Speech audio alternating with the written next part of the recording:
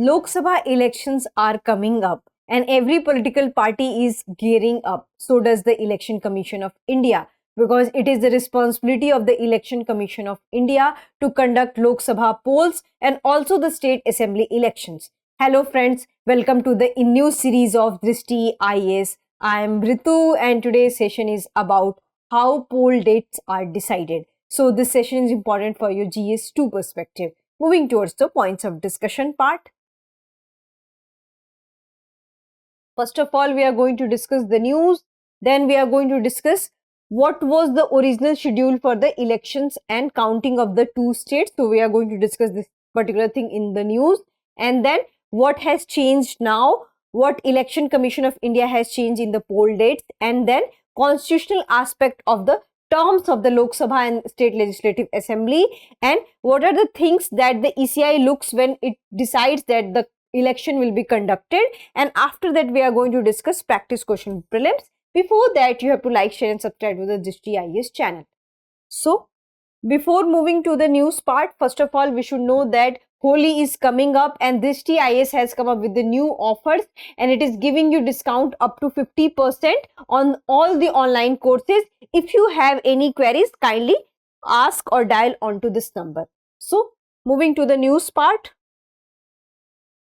So what had happened that we already know that Election Commission has already decided the date of the Lok Sabha elections. But Election Commission has also decided that on which day the result will come. But there are 4 states which had the simultaneous election along with the Lok Sabha states. And who are those states? So they are Arunachal Pradesh, Sikkim, Andhra Pradesh and Odisha. And among all those 4 states, the 2 states who are Arunachal Pradesh and Sikkim, their tenure is expiring on 2nd of June. And Election Commission has decided that the Lok Sabha results will come on 4th of June.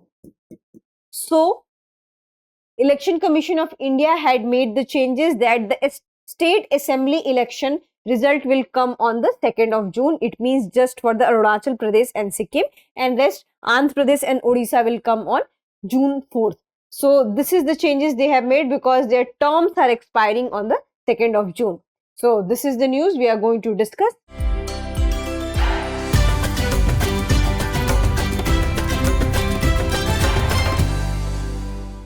Moving to the next slide. Next slide is about what was the original schedule. So as you already know that the Election Commission has already come up with the dates and it has declared that the Lok Sabha polls will be held in the 7 phases. And what were the dates? From April 19 to the June 1, there will be the Lok Sabha polls across the country.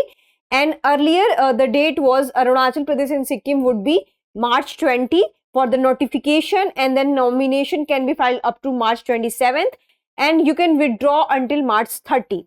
And the result will come by the 2nd of the June. Earlier the date was 4th of June. Because their tenure was expiring, so the result will be declared on the 2nd June and the governor will issue notification to form the government in the midnight. So before midnight, they will conduct all the counting procedure and they will declare election results also. So this was the original schedule.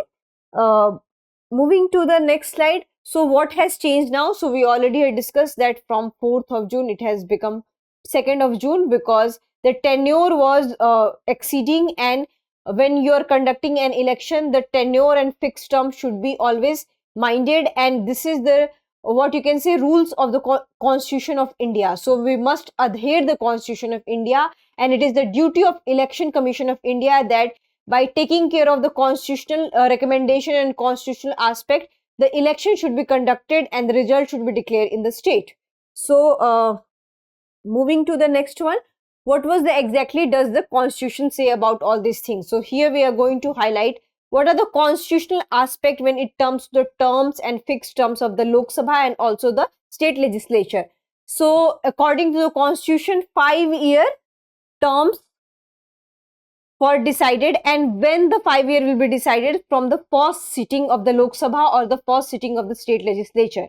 So on 3rd of June, Arunachal Pradesh and Sikkim had witnessed their first sitting in 2019 So before 3rd of June, it's the duty of the Election Commission of India that they should conduct and declare the result.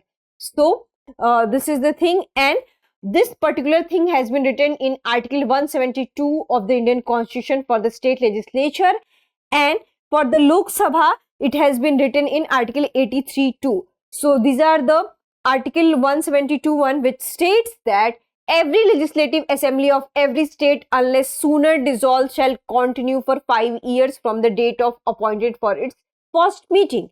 And similarly, we have the similar thing for the Lok Sabha, which states that the House of the People, unless sooner dissolved, shall continue for 5 years from the date appointed for its first meeting. So they have the similar thing, but the articles are changed because this deals with the state legislature and this deals with the Lok Sabha. But there is also a clause that in case of any emergency or when there is a proclamation of emergency, the tenure can be extended for 6 months. But it's in the case of emergency, like we have pandemic, like we have any internal security issues, why we have any national security issues. So in that sense, there will be the proclamation of emergency by President of India and the tenure will be extended up to 6 months. So this is the constitutional aspect of the tenure. Moving to the next slide.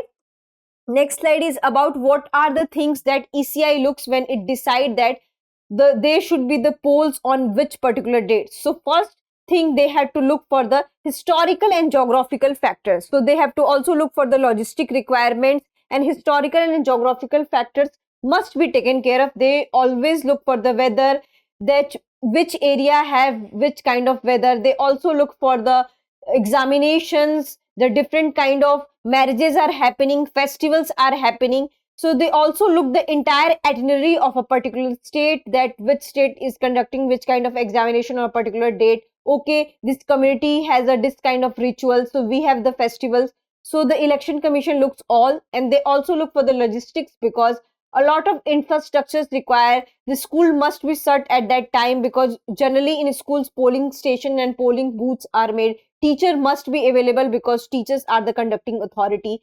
So all these things must be taken care.